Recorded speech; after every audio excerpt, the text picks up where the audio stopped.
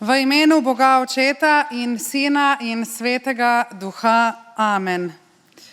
Drage sestre, dragi bratje, človek se odvedno sprašuje in vsak odgovor o sebi, vesolju in Bogu je vedno le začetek novega vprašanja.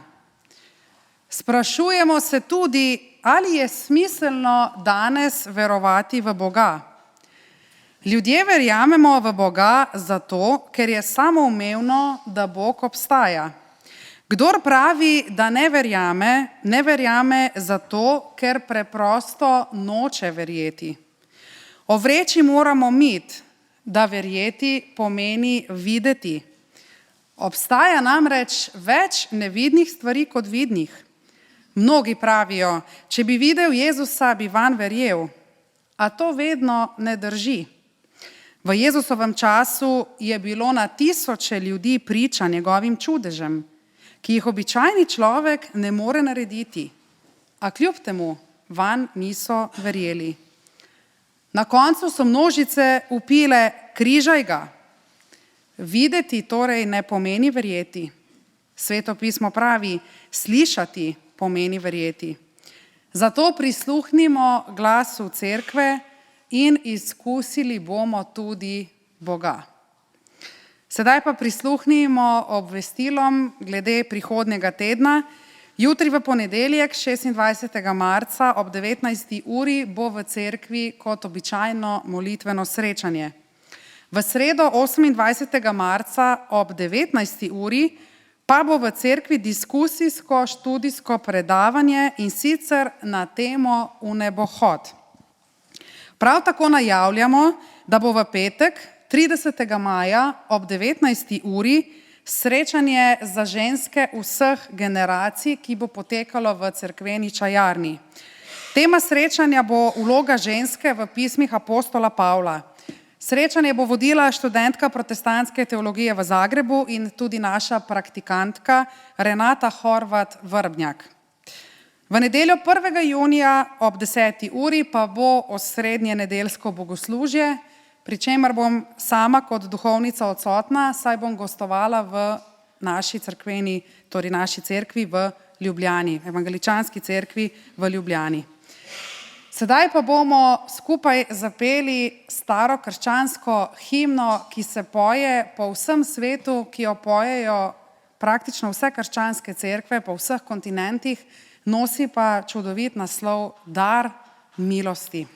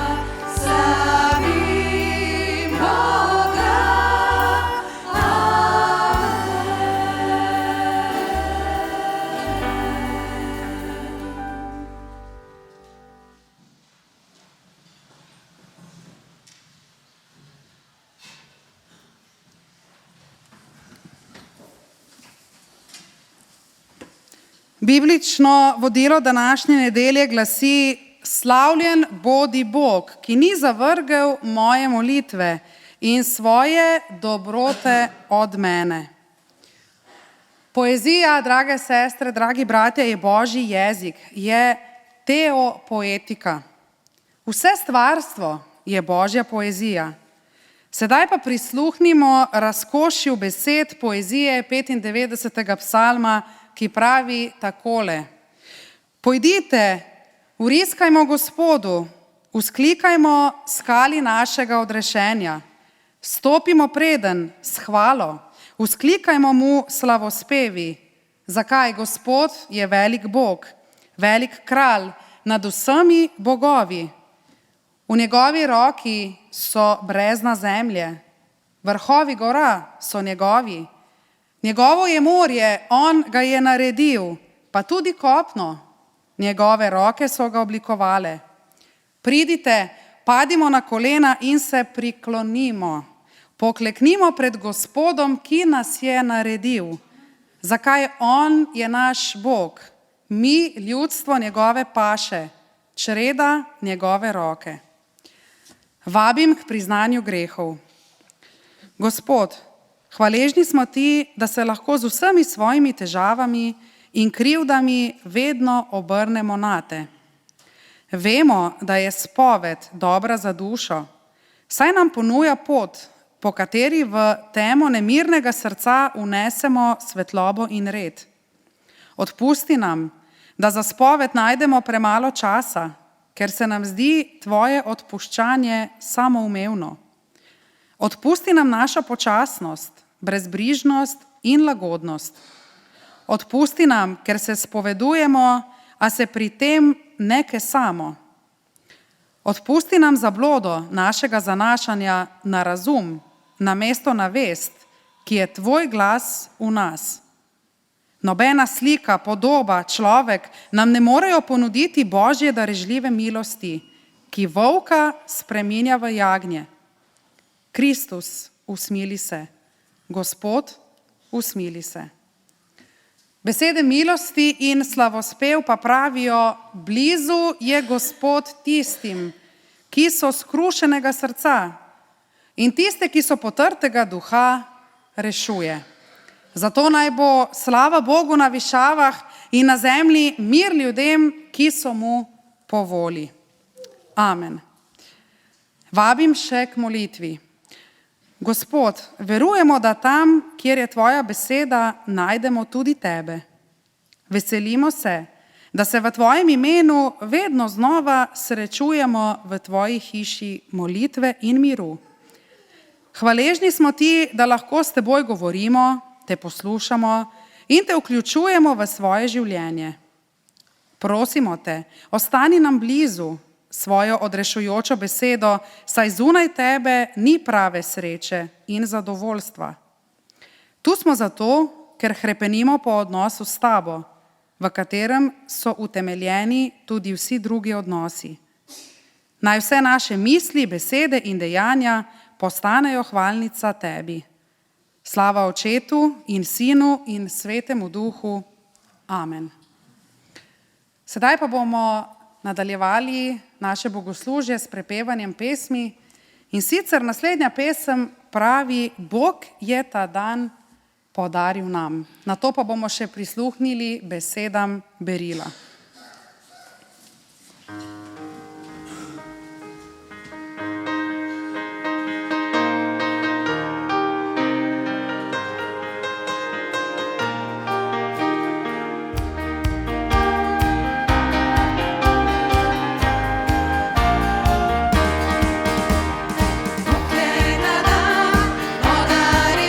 Veselimo se,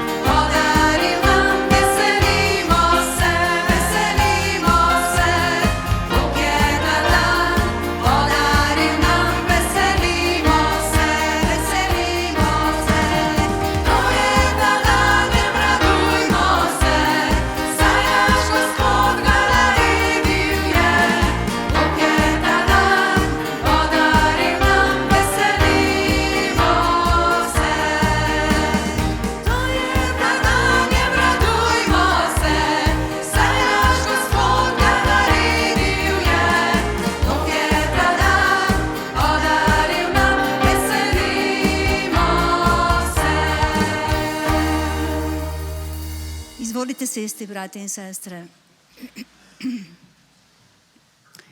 Berilo za današnje bogoslužje je Psalm 67 in pravi: Bog naj nam izkaže milost in nas blagoslovi, naj razjasni svoje obličje med nami, da na zemlji spoznajo tvojo pot, med vsemi narodi tvoje odrešenje. Naj se ti ljudstva zahvaljujejo, o Bog, naj se ti zahvaljujejo vsa ljudstva. Naj se veselijo in radujejo narodi, ker sodiš ljudstva pošteno, vodiš narode na zemlji. Naj se ti ljudstva zahvaljujejo, o Bog, naj se ti zahvaljujejo vsa ljudstva. Zemlja je dala svoj pridelek. Bog, naš Bog nas blagoslavlja. Bog nas blagoslavlja. Naj ga častijo vsi konci zemlje. Bratje in sestre, naslov tega psalma je prošnja za blagoslov, Božji blagoslov.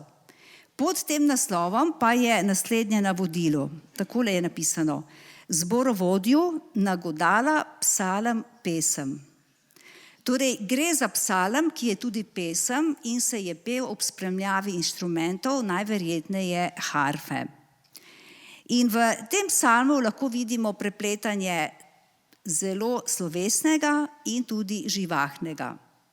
Začetek tega psalma je namreč podoben duhovniškemu blagoslovu, ki ga slišimo vsako nedeljo ob koncu bogoslužja. Beseda blagoslov je beseda, s katero želimo nekomu vse dobro. In ko rečemo drug drugemu, želim ti Božji blagoslov, ne gre za neko obrabljeno frazo, ki bi jo izrekli kar tako, ampak je to zelo globoka želja, ki izraža, da želimo nekomu vse dobro v najširšem pomenu besede.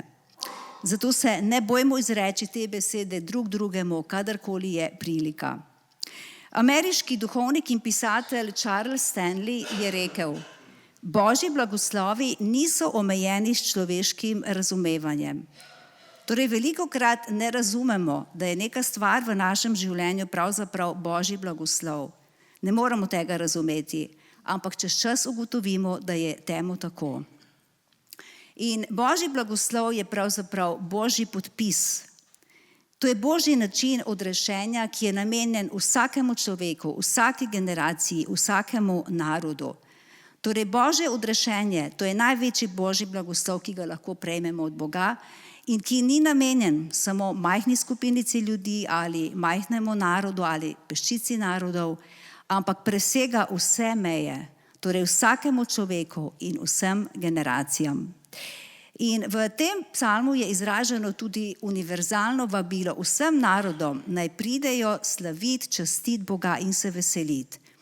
To je tako, kot bi bili povabljeni na en velik festival, veliko koncertno dvorano in bi z vseh strani slišali množično prepevanje velikih zborov. In končno želi psalmist v tem psalmu izraziti tudi željo in prošnjo, da bi vsi ljudje postali častilci Boga.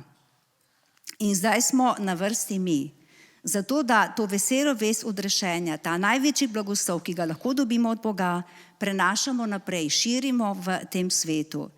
In naj ta vesela vest odmeva tudi skozi pesmi, ki jih bomo v nadaljevanju peli. Poglobimo se v besedilo vsake pesmi in dajmo čas Bogu, od katerega prejemamo največji blagoslov.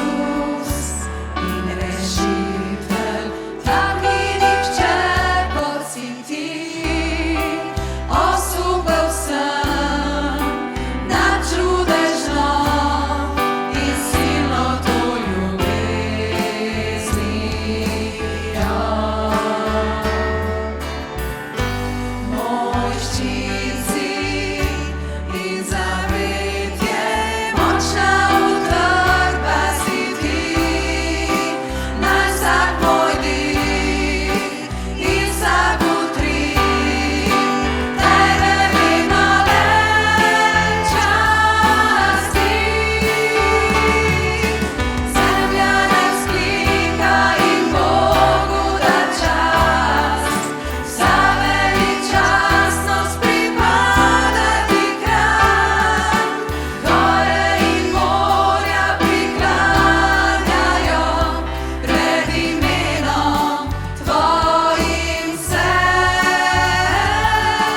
Tirar tvojih slavijo glasa, le tebe bom ljubil in zvesti ostal. Ti vedno svojih držiš se obljub. O, zemlja naj vzklika in Bogu da čast, vsa veličastnost pripada ti, kralj. Gore in morja priklanjajo pred imenom tvojim se. Narod tvojih slavijo glasa, le tebe bom ljubil in zvesti ostal. Ti vedno svojih držiš se obljub, da ti vedno svojih držiš se obljub, da ti vedno svojih držiš se obljub, Gospod. Da ti vedno svojih držiš se obljub, Gospod.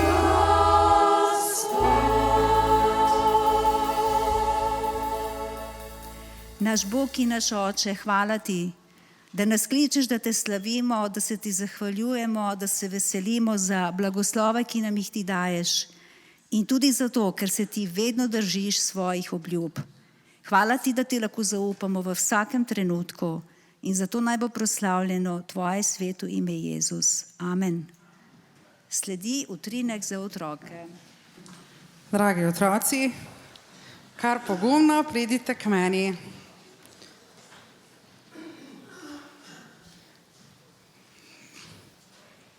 Takole. Danes imamo pa malo več mlajših otrok, no ja, tudi starejši prihajajo. Kadarkoli vidim v cerkvi otroka, se spomnim Jezusovih besed. Takšnih je Božje kraljestvo. Tako, ja, to je eden izmed najlepših stavkov, ki so zapisani v Svetem pismu.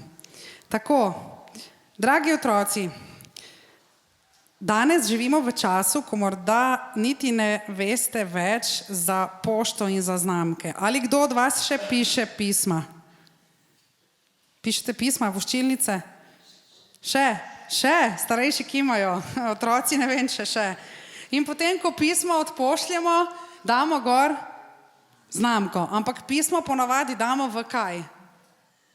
V kuverto. Veste, včasih otroci, mogoče vaši dedki pa babice ali pa pradedki in prababice so si takole pisali ljubezenska pisma in potem so fino dobro skrili v kuverto, da ne bi kdo kaj takega prebral. Danes imamo mail, danes imamo družabna omrežja, stvari tečejo malce drugače. Ampak veste, tudi Bog nam je pravzaprav poslal eno veliko kuverto, ovojnico. In notri je nekaj skril. Zdaj pa da vas vprašam, kaj imam jaz tukaj? Kaj je tole? Kuverta, ovojnica, ja? A ima znamko? Ne. Kaj to pomeni? Da ni prišla na pravi naslov? Aha. Ok, ena možnost je, da ni bila poslana. Kaj pa, če enostavno je bila poslana tolikšnemu številu ljudi, da bi zmanjkalo prostora za znamke, pa so rekli na pošti, dobro, pa ne rabite znamke. Torej, ja, imam ovojnico, imam kuverto. Kaj mislite, kaj je tukaj notri? Pismo. Kaj bi pa notri pisalo v tem pismu? Kaj mislite? Tako sigurni ste, da je pismo. A bi kdo tole potežkal? Bo kdo poskusil, koliko je težko tole pismo? A boš probal? Pridi. A je težko? Aha. A boš ti tudi probala? Je težko? Ne? Kaj se pa tebi zdi? Je kar težko za pismo, ne? Meni se tudi zdi, da je kar težko za pismo, ja. Tako da verjetno bi težko šlo brez znamk, ne? Brez pošnine. Kar težko je, ja. Zdaj, vidite, dragi otroci, imamo eno veliko težavo. Veliko težavo. Upam, da mi jo boste vi pomagali rešiti. Imamo ovojnico, imamo kuverto in ugibamo, zdi se nam, da bi to lahko bilo pismo, ampak smo ugotovili, da je malce pretežko za pismo. Tako da kaj lahko naredimo, da ugotovimo, kaj je notri? Lahko bi bila knjiga. Kaj pa lahko naredimo, da ugotovimo, kaj je tukaj notri? Ja, seveda, čisto enostavno je, pač stvar je treba odpreti. Dobro, kdo se javi, da bo odprl? Itak, pridi. Sploh nisem dvomila. Bravo, to. Si pripravljen? Ti praviš, da je knjiga. Da vidimo, če je res. Hitro odpiramo.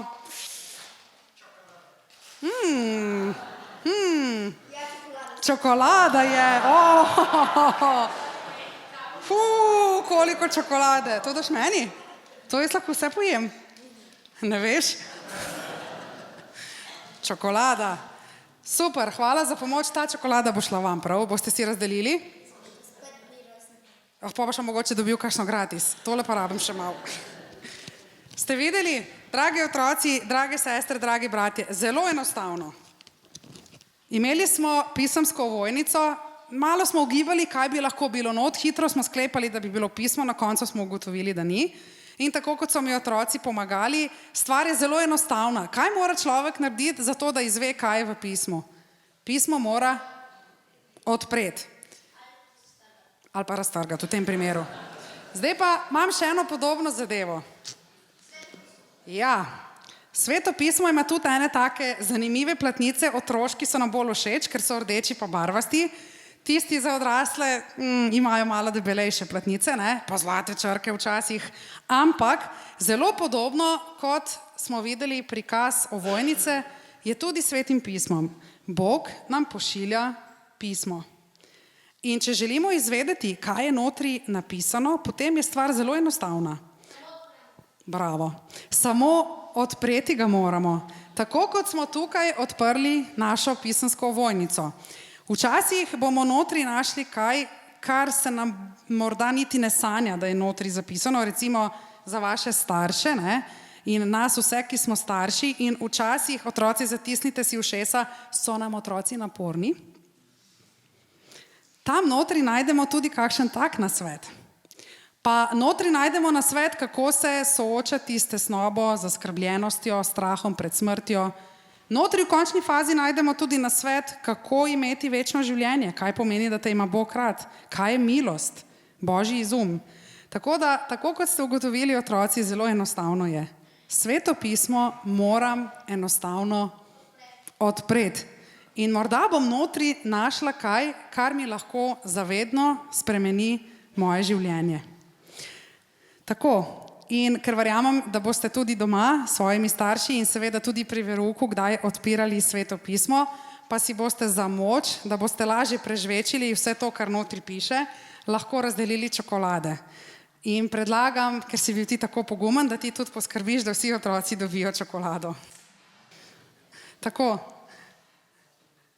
Drage sestre, dragi bratje, in tudi vi lahko greste na verouk, mi pa prisluhnimo samo še vrstici, ki morda velja tudi za nas danes.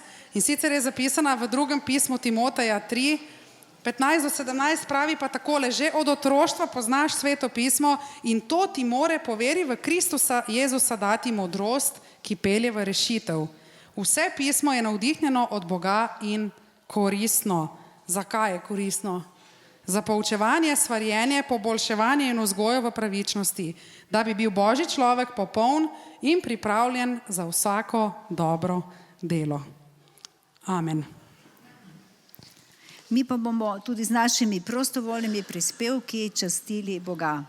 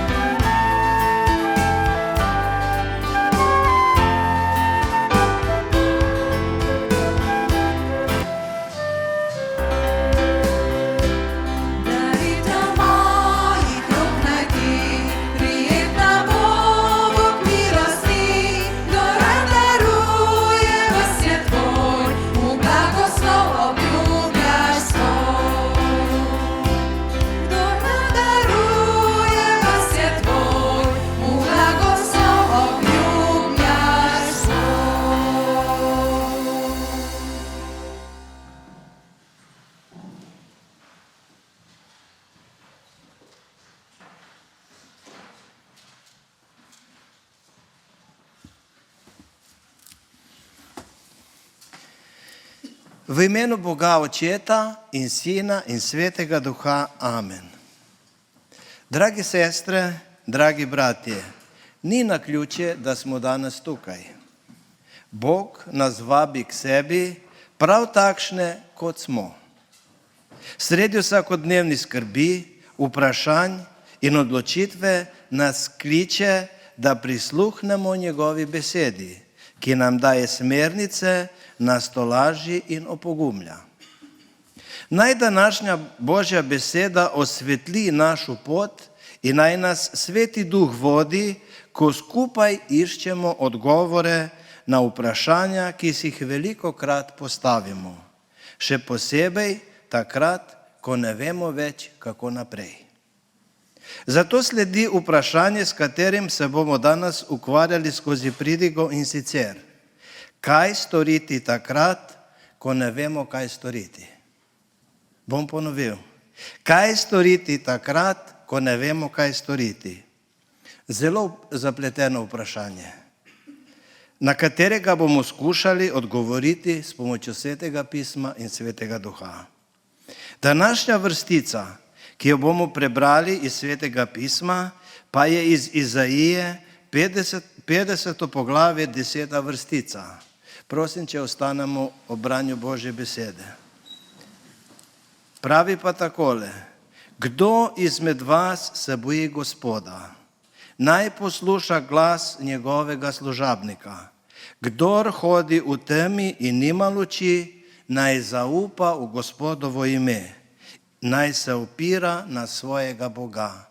Amen. Izvolite sesti. Blagor tistim, ki Božjo besedo poslušajo in se po njej ravnajo. Ste se kdaj znašli v trenutku, ko niste vedeli, kaj storiti? Jaz se znajdem večkrat. Morda ste se soočali z odločitvijo, ki je nosila veliko težo v družini, na delovnem mestu, v cerkvi, v odnosih, morda celo glede vaše vere. Občutek, da ne poznamo prave poti, nas lahko hitro spravi v paniko, strah ali celo obup. V takšnih trenutkih si pogosto zastavljamo vprašanja, kot so: zakaj se to dogaja? Bog, kje si? Kako naj vem, kaj je prav? Pa si poglejmo nekaj smernic, kar nam lahko v takih trenutkih pomaga. Ustavi se in zadihaj. Včasih je prvi korak preprost. Ustavi se, globoko zadihaj. Ne poskušaj rešiti vsega takoj. Telo in potrebujeta počitek, da se umirita. Zapiši svoje misli. Vzemi papir ali beležko in si zapiši, kaj čutiš, kaj te skrbi. Kaj je tvoj cilj? Kakšne so možnosti rešitve situacije? Pisanje velikokrat prinese bolj jasen pogled na situacijo. Slovenska beseda pravi: pametni pišejo. Postavi si vprašanja, kaj je trenutno tvoja prioriteta. Kaj bi naredila oseba, ki mi je blizu in ji zaupam? Kaj bi jaz svetoval prijatelju, ki bi se znašel v taki situaciji? Pogovori se z nekom. Najslabše in morda celo nevarno je, če si sam s svojimi mislimi. Pogovor z nekom, ki mu lahko zaupaš, ti lahko odpre nove poglede. Naredi majhen korak. Če ne veš, kaj je prava pot, izberi eno majhno stvar, ki jo lahko narediš, kajti majhni in premišljeni koraki vodijo do večje jasnosti. Mogoče je ta majhen korak, da nekomu prisluhneš, da mu pomagaš in s tem preusmeriš svoje misli. Včasih se zgodi, da se nam zdi naša situacija najtežja, dokler ne slišimo življenjskih zgodb drugih ljudi. Sprejmi, da je tudi nevednost včasih dobra.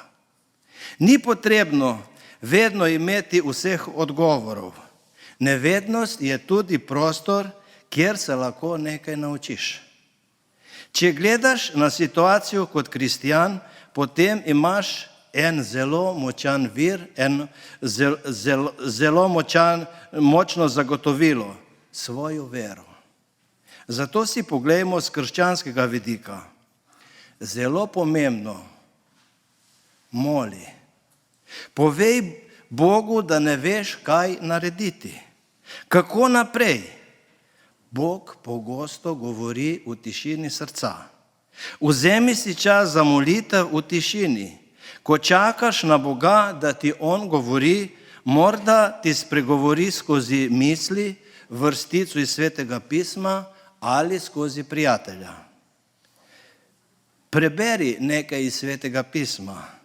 Sveto pismo daje odgovore na mnoga vprašanja, hkrati pa nas opogumlja. Poišči si duhovno vodstvo. Pogovori se s nekom, ki mu zaupaš. Mogoče je duhovnik, mogoče ali pa resen, stabilen kristjan. Ne išči samo hitrih rešitev. Išči Božjo rešitev. Kristjan ne išče najlažje poti, ampak želi hoditi po poti, ki je prava, tudi če je težka, ljubeča in zvesta Božjem nauku. Vprašaj se, kaj bi tvoj Gospod Jezus naredil v taki situaciji? Kako lahko v tej situaciji postanem bolj podoben Kristusu? Ali to, kar želim narediti, vodi k ljubezni, resnici in miru? Zaupaj tudi takrat, ko ne razumeš. Včasih Bog nam ne pokaže vsega naenkrat. Spomni se, tudi vera pomeni zaupati, čeprav ne vidiš vsega jasnega. Spominjaj se Božje zvestobe v preteklosti, kako ti je bil zvest takrat in tako bo tudi sedaj. Ko se znajdemo v težki, neizhodni situaciji, si lahko rečemo, da hodimo v temi brez luči. Kaj storiti, ko je Bog tiho in se vse dogaja, kot da Boga ni? Ni odgovora, ni rešitve, preprosto ni izhoda. Prebral sem v eni knjigi o enem božjem služabniku, ki je bil pastor v eni cerkvi in je mnogo let bil zvest Bogu. Naenkrat se je njegovo življenje postavilo na glavo. Njegovo življenje je postal pravi pekel. Njegov sin je zbolel s šizofrenijo, potem pa še naredil samomor. Pastor je potreboval 10 let, da se je rešil teme in obupa. Napisal je knjigo, v kateri je tudi misel, ob kateri sem se ustavil. Ko nebesa utihnejo, zavlada tema in obup. Na začetku smo prebrali, kaj nam govori prerok Izaija. Kdor izmed vas se boji Gospoda, naj posluša glas njegovega služabnika.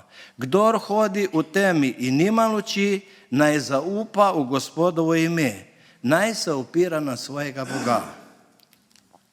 Prerok Izaija pravi, da lahko človek ima posebno spoštovanje do Gospoda in posluša Boga. Potem ga prepoznamo, kako ravna, ko hodi v temi in v problemih. Izaija nam je zelo lepo ponazoril takega popotnika, ki hodi po poti in nenadoma svetloba ugasne in tema ga prekrije. V tem besedilu je ta izjava iz starodavnega hebrejskega jezika in dobesedno pomeni: hodi skozi temo, brez vira svetlobe, ki bi mu lahko pokazala pot. Ko je vse svetlo naokoli, veš, kje si in kam greš. Lahko prebereš znak ob cesti, razumeš, koliko poti moraš še prehoditi. Ko je svetlo, vidiš tudi ovire, ki se pojavljajo na poti. Lahko ločiš sovražnika od prijatelja. V temi pa ne vidiš opozoril, ne vidiš ovir. Počutiš se osamljen, zapuščen, zavrnjen. V teologiji obstaja poseben izraz Bog, ki se je skril. Takšnemu občutku lahko rečemo tudi saharska puščava v srcu ali pa temna noč v duši. Takrat se pogosto sprašujemo, zakaj se nam to dogaja? Zakaj ne dobim nobenega odgovora? Ko tudi molitev, prisotnost na bogoslužji, pesmi ne morejo dvigniti mojega strtega duha. Ali je izhod iz takega stanja? Ta tako imenovana temna noč duše, o njej veliko beremo v Svetem pismu, najtančneje v žalostinkah in v psalmih. Doklej, Gospod, me boš vedno pozabljal? Doklej boš skrival svoje obličje pred mano? Moj Bog, zakaj si me zapustil? Moj Bog, k tebi kličem po dnevi, pa me ne uslišiš, po noči pa ni pomiritve zame. Onemel sem v popolno tišino, molčati moram v dobrem, moja bolečina je neznosna. Moje solze so mi postale kruh po dnevi in po noči, ko mi ves dan govorijo, kje je tvoj Bog? Gospod, Bog moje rešitve, po dnevi upijem, po noči sem pred tabo. To vse, kar sem prebral in še veliko več, se nahaja v Svetem pismu in takšne občutke so doživeli mnogi kristjani, take občutke doživljamo tudi mi danes. Lahko bi rekli, tema je postala moj tesni prijatelj. Kaj storiti, ko je naš jok v puščavi, ko se nam zdi, da se je Gospod obrnil stran od nas in da je v naši duši zima? Ko doživljamo duhovno sušo ali občutek, da nas je Gospod zapustil, se soočamo z nečim, kar mnogi ljudje so opisovali kot noč vere, duhovna puščava ali zatemnitev duše. To niso znaki Božje odsotnosti, temveč pogosto priložnost za globljo rast v veri, zaupanju in zrelosti. Nekdo je rekel, ko je temno, ne pomeni, da ni sonca. Pa vseeno se nam postavi vprašanje, kaj takrat storiti? Ne smemo biti tiho. Pogovarjamo se z našim Bogom. Povejmo mu vse, kar nas teži. Pogosto tišina samo poslabša temu. Ko človek molči, medtem ko se sklanja pod težo težav, postane še bolj osamljen. To se lahko naučimo od trpečega Joba iz Svetega pisma, od kralja Davida in ne nazadnje od našega Gospoda Jezusa Kristusa, ki je na križu izrekel: Moj Bog, zakaj si me zapustil? Imamo pravico izražati bolečino svoje duše. To je zelo pomembno za nas. Včasih je edini način, da bolečino prenesemo, ravno to, da o težavi spregovorimo na glas. Nič ni narobe, če se pogovarjamo z Bogom o tem, kar se dogaja v naši duši. Še več, on itak vse to ve.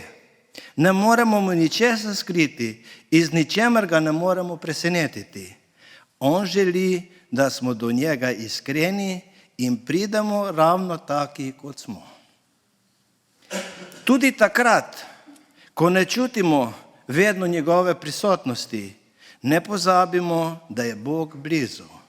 Ne zanašajmo se na svoja čustva.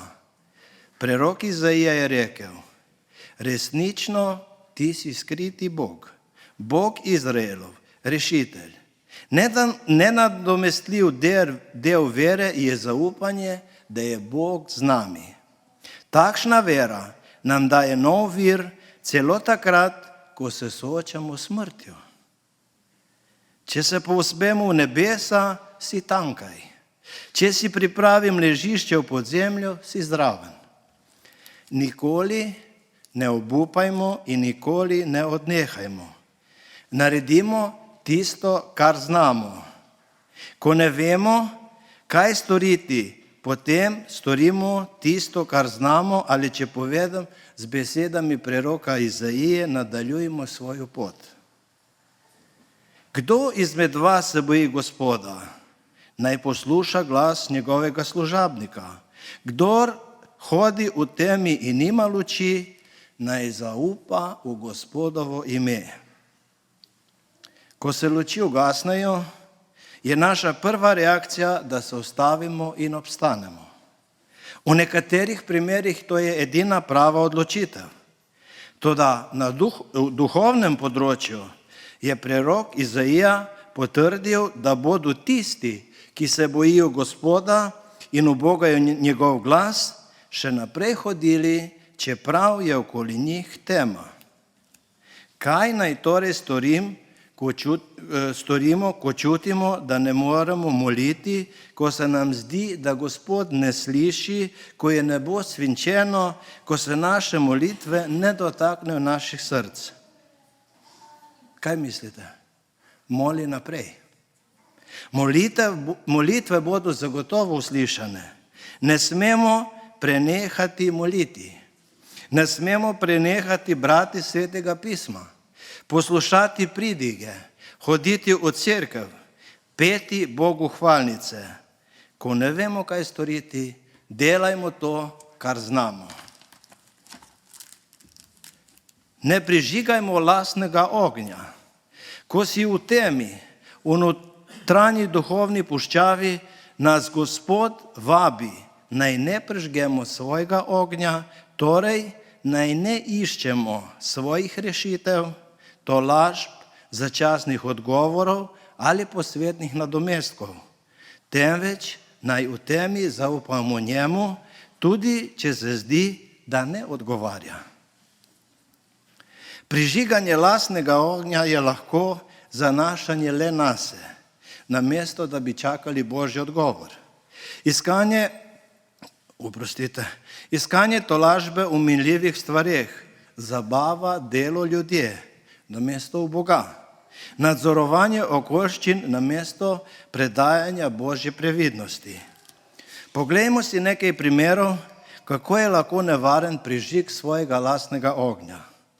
Ogenj, ki ga zaneti človeška roka, je varljiv in nevaren. Tudi Abraham je bil o tem prepričan, ko je hodil skozi temo. Njegova žena Sara je bila nerodovitna in je poskušal prižgati svoj osebni ogenj s Hagaro, da bi mu rodila sina. Poglejmo Mojzesa, ki je ubil Egipčana, ker je verjel, da bo s tem umorom osvobodil izraelsko ljudstvo iz suženjstva. Apostol Peter je z mečem v Gecemanskem vrtu odrezal vojaku uho, ko so prišli nad Jezusa. Mislil je, da je s tem naredil dobro. Najbolj nevarna stvar, ko smo v temi, je naša obupna želja, da bi naredili dobro, a ne s pravo potezo naredimo še veliko slabše. Če obstaja tema, je zato, ker se je Bog iz določenega razloga, znanega samo njemu, odločil ugasniti luč. Če sami zakurimo ogenj, s tem prižigamo luč in uničimo Božji načrt. Obstajajo stvari, ki jih lahko vidimo samo v temi. Če živimo v velikem mestu, vemo, da je onesnaženost z lučjo z leti zelo narasla. In če želimo po noči gledati zvezde, jih ne vidimo več toliko. Ko pa gremo nekam zunaj, ko je onesnaženost občutno manjša, tam se nam odpre panorama zvezdnega neba. Če želimo videti zvezde, moramo imeti temo. Zvezde pa ne potrebujejo temo. V Hebrejcem 11.1 pa beremo: je pa vera obstoj resničnosti, v katere upamo, zagotovilo stvari, ki jih ne vidimo. Izaija je rekel, da se mora vsak, ki hodi v temi, krepiti v svojem Bogu.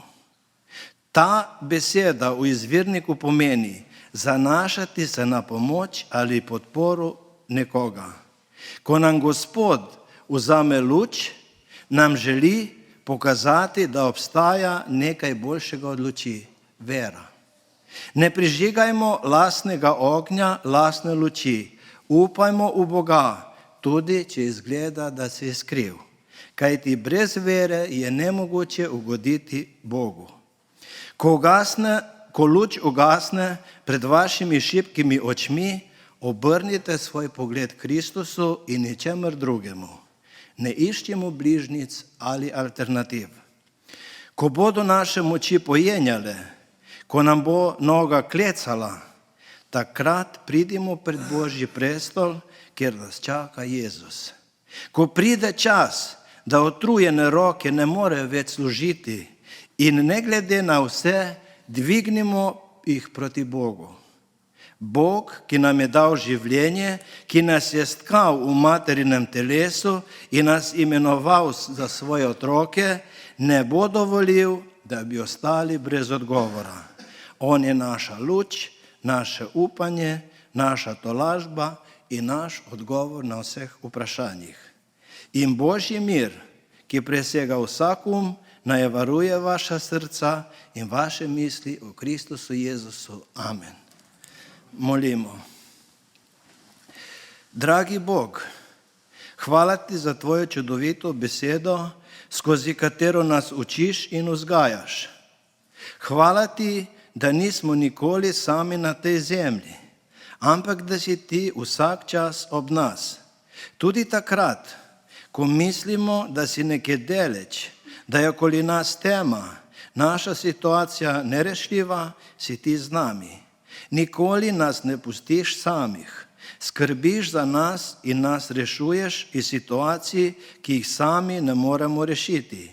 Prosimo te, naš Bog in Oče, odpri nam ušesa in srca, da bomo slišali, kaj je tvoja volja in naredili tisto, kar naše življenje dela lepo, plemenito in bogato.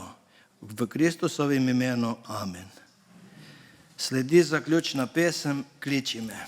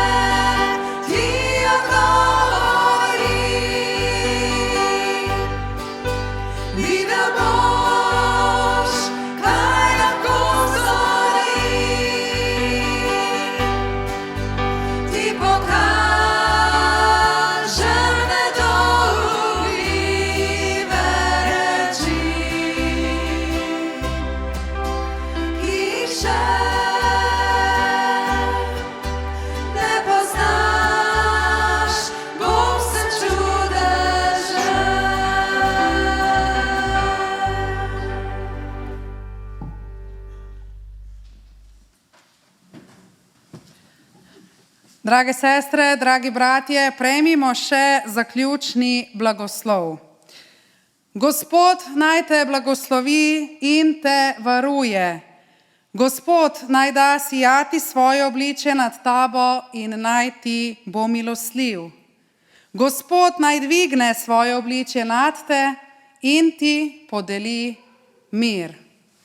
Amen.